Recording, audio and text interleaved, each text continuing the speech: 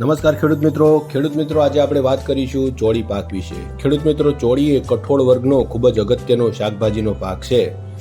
તેની અંદર પ્રોટીનનું પ્રમાણ પુષ્કળ હોય છે, એટલે તેને વેજીટેબલ મીટ તરીકે પણ ઓળખવામાં આવે છે। ચોળીનો મુખ્યત્વે ઉપયોગ લીલી તેની કૂણી શીંગો તેમજ લીલા દાણા શાકભાજી તરીકે, જ્યારે સૂકા દાણાનો ઉપયોગ કઠોળ તરીકે કરવામાં આવે છે। ખેડૂત મિત્રો, ચોળીનું વાવેતર શા માટે કરવું જોઈએ આપણે તેની જો વાત કરીએ તો સામાન્ય રીતે તેના બજાર ભાવ ગણીએ તો પ્રતિ મણના 1500 થી 2000 રૂપિયા સુધી તેનો ભાવ બોલાતો હોય છે અને એટલા ભાવે તેની ખરીદી થતી હોય છે। અને તેના ઉત્પાદનની આપણે વાત કરીએ તો વીઘે 10 થી 12 મણ જેટલું ઉત્પાદન આવે છે, એટલે કે સામાન્ય રીતે 15000 થી 18000 પ્રતિ વીઘે ઓછી માવજતે આટલી આવક આપણને મળે છે। માટે ખેડૂત મિત્રો, આ ચોળીના પાકનું પણ આપણે વાવેતર છે એ કરવું જોઈએ। ખેડૂત મિત્રો, હવે ચોળીની ખેત પદ્ધતિ વિશે વાત કરીએ એ પહેલા તમે આ ચેનલને સબસ્ક્રાઇબ કરી લો અને આ માહિતી જો તમને સારી લાગે તો આ વિડીયોને લાઈક જરૂર કરી લેજો। ખેડૂત મિત્રો, ચોળીની સુધારેલી જાતો એટલે કે વાવેતર માટે ભલામણ કરેલી જાતોમાં મુખ્યત્વે પૂસા ફાલ્ગુની, ગુજરાત ચોળી 1, 2, 4 અને 5 આ જાતો છે એ ચોળીના વાવેતર માટે ભલામણ કરવામાં આવેલી છે। ખેડૂત મિત્રો, ચોળીનું વાવેતર મુખ્યત્વે ચોમાસું અને ઉનાળુ ઋતુમાં કરવામાં આવે છે, એટલે કે ચોમાસુમાં જો વાવેતર કરવું હોય તો જૂન અને જુલાઈ મહિનાની અંદર વાવેતર કરવું, અને ઉનાળુ તરીકે જો વાવેતર કરવું હોય તો ફેબ્રુઆરી અને માર્ચ મહિનાની અંદર આનું વાવેતર છે એ કરી શકાય છે। બિયારણના દરની વાત કરીએ તો 5 થી 7 કિલો પ્રતિ વીઘા બિયારણની જરૂરિયાત રહે છે।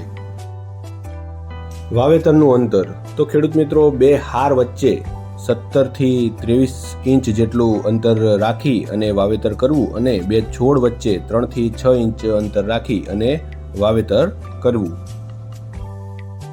ખાતર વ્યવસ્થાપનમાં સૌપ્રથમ સેન્દ્રિય ખાતરની વાત કરીએ તો દેશી ખાતર 2 ટન પ્રતિ વીઘા જરૂરિયાત રહે છે, અથવા જો દેશી ખાતર ન હોય તો દિવેલીનો ખોળ 100 કિલો પ્રતિ વીઘા પ્રમાણે આપવો જોઈએ।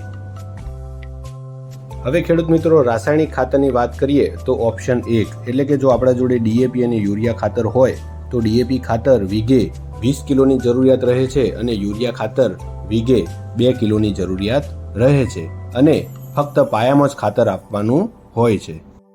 ખેડૂત મિત્રો, રાસાયણિક ખાતરનો ઓપ્શન 2 એટલે કે જો આપણે ડીએપીનો ઉપયોગ ન કરવો હોય તો તેની જગ્યાએ એસએસપીનો ઉપયોગ કરવો હોય તો વીઘે 58 કિલો એસએસપી ખાતરની જરૂરિયાત રહે છે, અને સાથે યુરિયા 10 કિલોની જરૂરિયાત રહે છે, અને આ પણ ફક્ત પાયામાં જ ખાતર આપવું, એટલે કે આ ઓપ્શન 1 અથવા ઓપ્શન 2 માંથી જ ખાતર આપી અને ત્યારબાદ છે વાવેતર કરવું। આંતરખેડ અને નિંદામણની વાત કરીએ તો 2 થી 3 વખત આંતરખેડ અને નિંદામણ કરી અને આપણો જે પાક છે ચોળીનો પાક તેને નિંદામણ મુક્ત રાખવું જોઈએ। ખેડૂત મિત્રો, હવે પિયતની વાત કરીએ તો જો ચોમાસુ ઋતુમાં વાવેતર કરેલું હોય તો પિયત ફક્ત વરસાદ જ્યારે ખેંચાય એટલે કે ફૂલ અવસ્થા અને શીંગો જ્યારે બેસતી હોય એવી અવસ્થા હોય અને વરસાદ ખેંચાય તો જ આપણે ચોમાસામાં પિયત આપવું। ઉનાળાની અંદર જો વાવેતર કરેલું હોય તો ચોળીના પાકને 6 થી 7 પિયતની જરૂરિયાત રહે છે।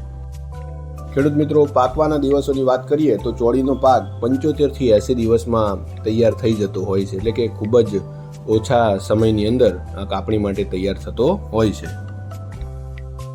ખેડૂત મિત્રો, ઉત્પાદનની વાત કરીએ તો જો સારી માવજત આપી હોય અને સારું વાતાવરણ હોય, સારી જાતની પસંદગી કરી હોય તો 9 થી 12 મણ પ્રતિ વીઘા જેટલું ઉત્પાદન આપે છે। તો ખેડૂત મિત્રો, આ આપણે વાત કરી ચોળીની વૈજ્ઞાનિક ખેતી પદ્ધતિ વિશે। તમારે આમાં કોઈ પ્રશ્ન હોય તો તમે કોમેન્ટ બોક્સની અંદર અવશ્ય જણાવો, અને આ ચેનલને તમે સબસ્ક્રાઇબ કરી લેજો, આ વિડીયોને તમે લાઈક કરજો અને આ વિડીયો બીજા ખેડૂત ભાઈઓને પણ મોકલજો। આપ સૌનો ખૂબ ખૂબ આભાર।